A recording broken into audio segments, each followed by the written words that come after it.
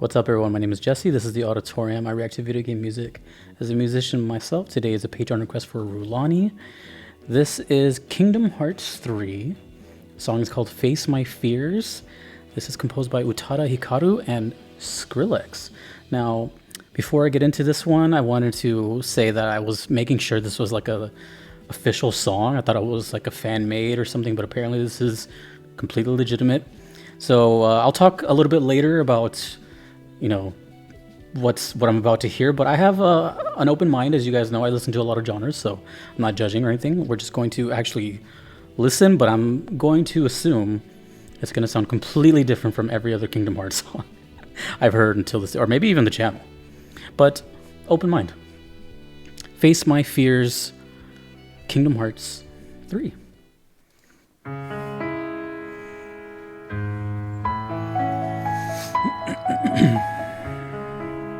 Never heard of Utada Hikaru? Oh, we got little visuals. Whoa. Should I take a deep Oh. faith? Should I take a leap? Taste what a bit too sweet. All my life. Let me face my fears. Oh, let me face my fears. Okay. It's gonna. Yeah. Almost here. Watch me cry all the tears. It's gonna drop right now, isn't it?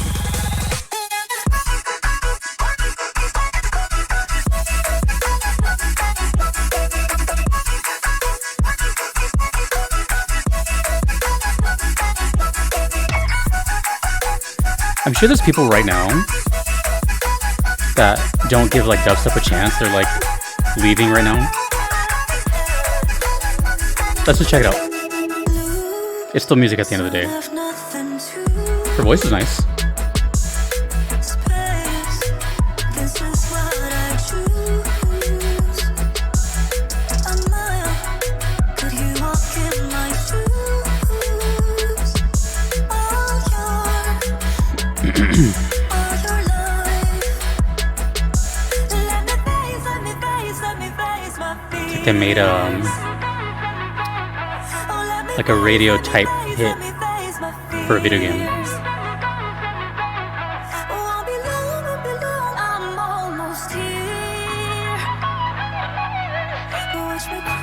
This feels very 2015 to 2019.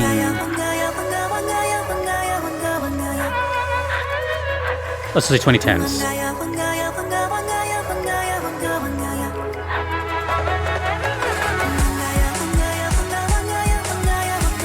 Huh. Oh, it's short. It's almost over.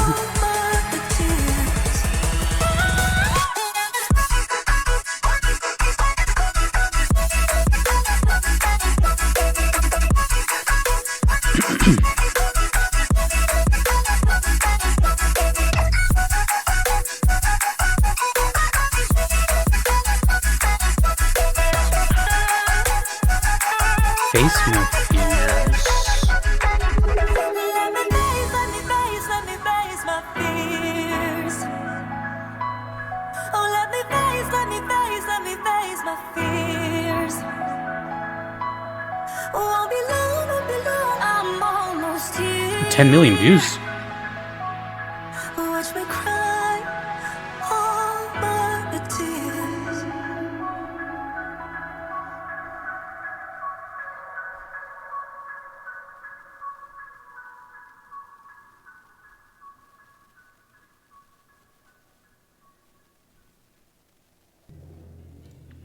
Shout out to Proximity for that video. Okay. Well, this is interesting for many, many reasons, and I'm gonna kind of go in depth here. Just a reminder, I definitely listen to a lot of genres. I give everything a chance. I don't really judge anything, but where do I start? let's start off with Kingdom Hearts 3, the community that's probably watching this.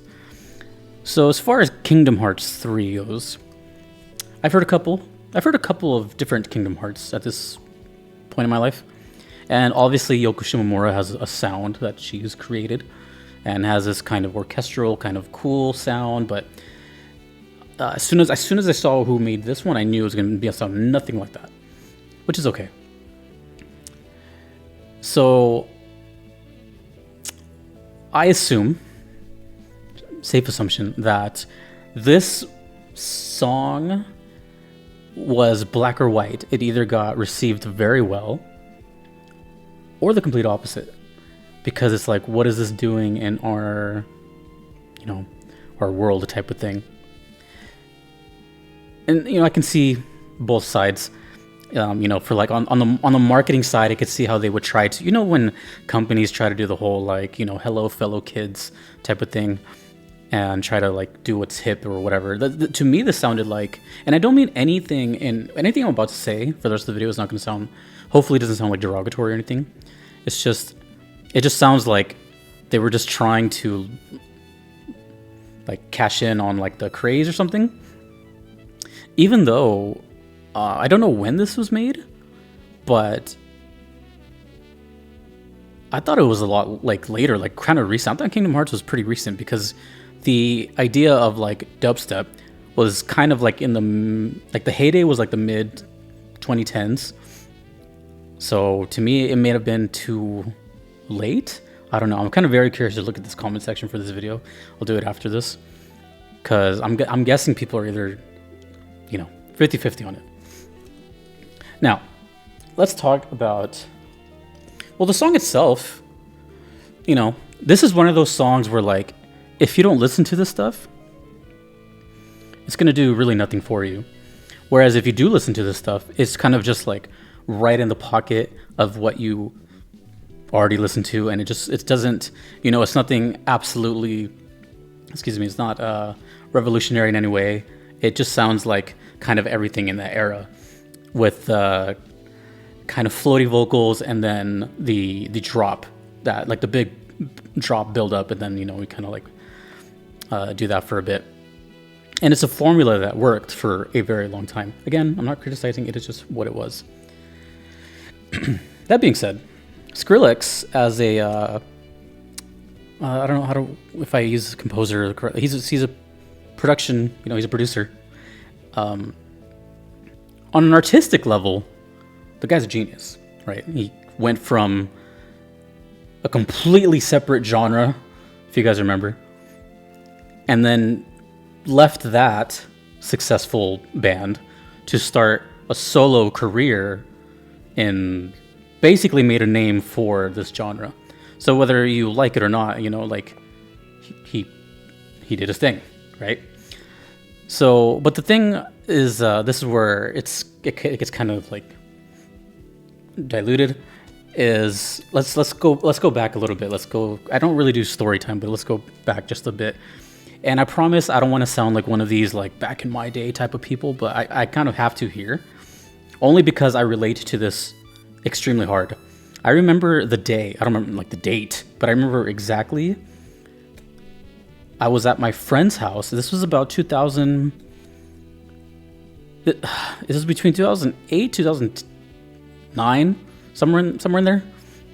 And I used to go to my friend's house quite often, and we used to play. What was it? Modern Warfare 2? I don't know. It was one of the Call of Duties, and we just used to play like locally with like my friends, like there. And one day. This guy named Joe, shout out Joe, who's never going to see this video, by the way. He comes in and he's just like moving his head super hard.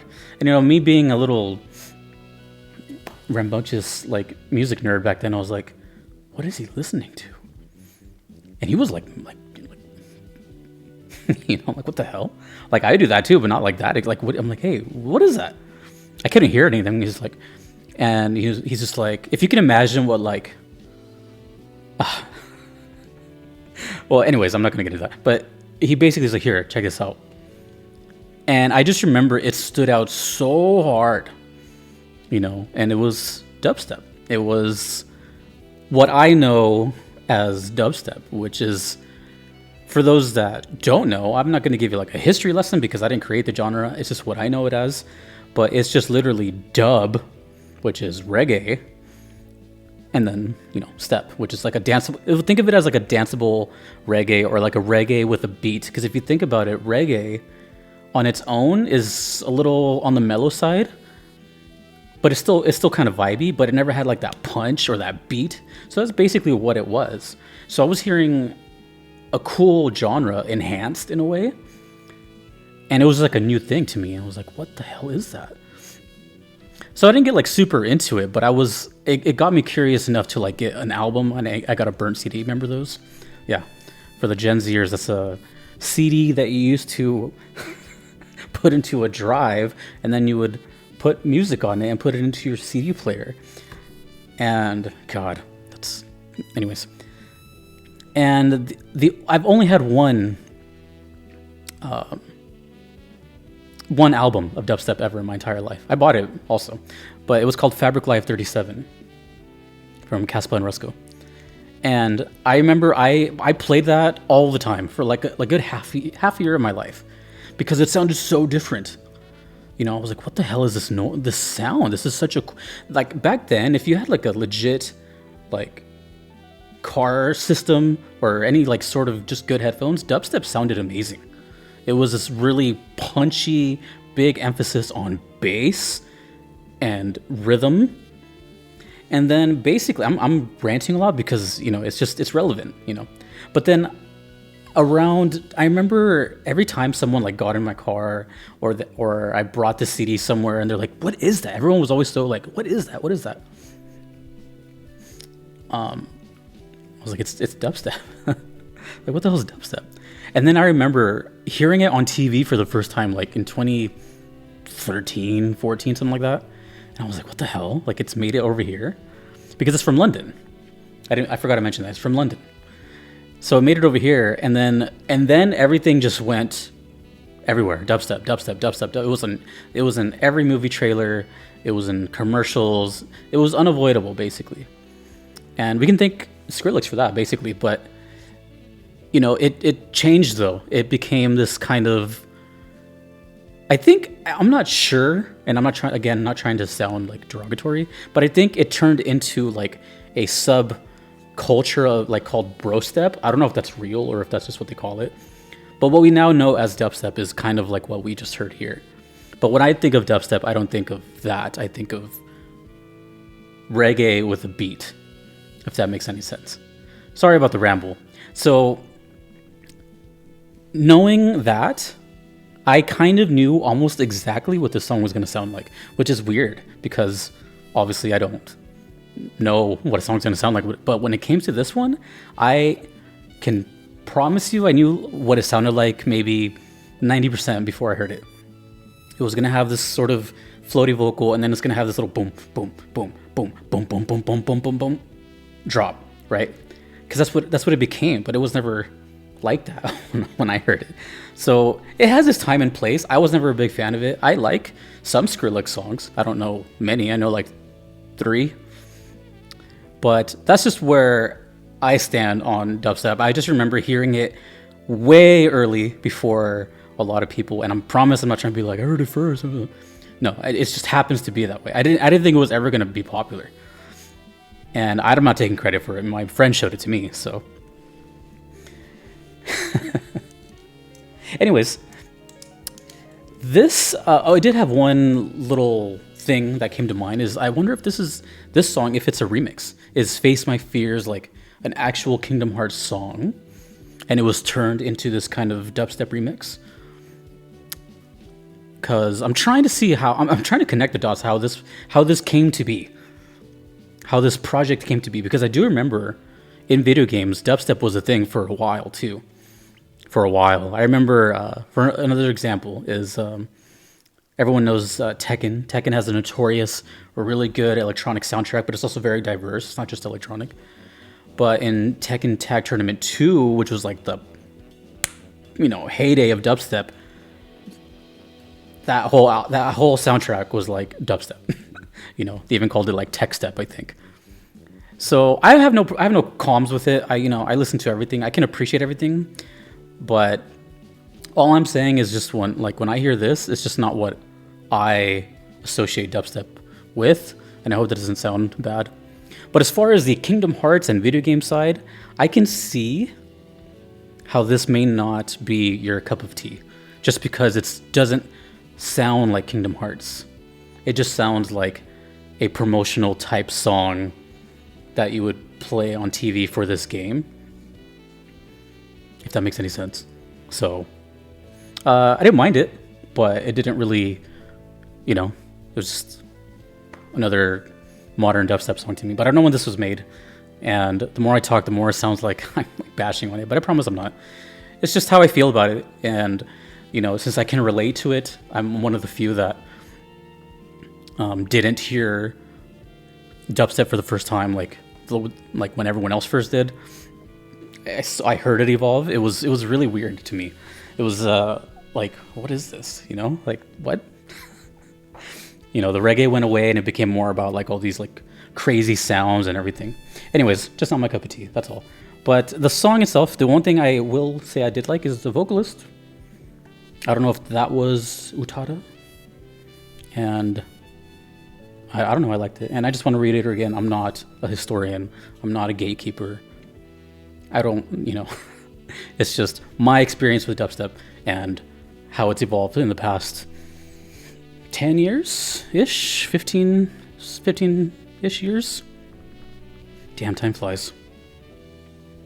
I don't even think it's a thing anymore. I don't even know if people still produce dubstep. I don't know. I'm out of the loop, obviously, if you haven't been able to tell. But anyways, impressive production value, just not my cup of tea.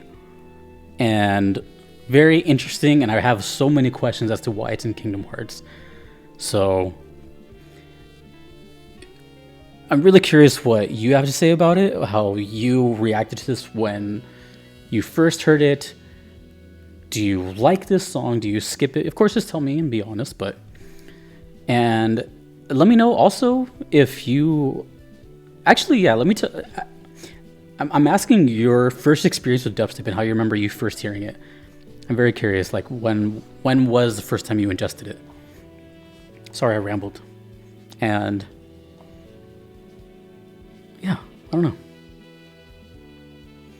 What's that one Skrillex song I do like though? It's like Mortal Kombat inspired. I don't know. Reptile? Something like that. I don't hate the guy. Like I said, dude's obviously he's successful. I'm not. But I'm just curious what this collaboration was. It's so random. Anyways, thank you for the request. And thank you to all my Patreon members, my PayPal supporters. Thanks to you for watching. A big thank you to my Platinum supporters, Kevin, Patrick, Shadow Maxim, Vanadel, Callanan, Gardelane, Mushimari, Justin, and Knox. Shout out to Joe for showing me this genre back in 2009. And hope you're doing well out there, man. Until next time, dudes and dudettes, my name is Jesse. This has been The Auditorium. I will see you later. Peace.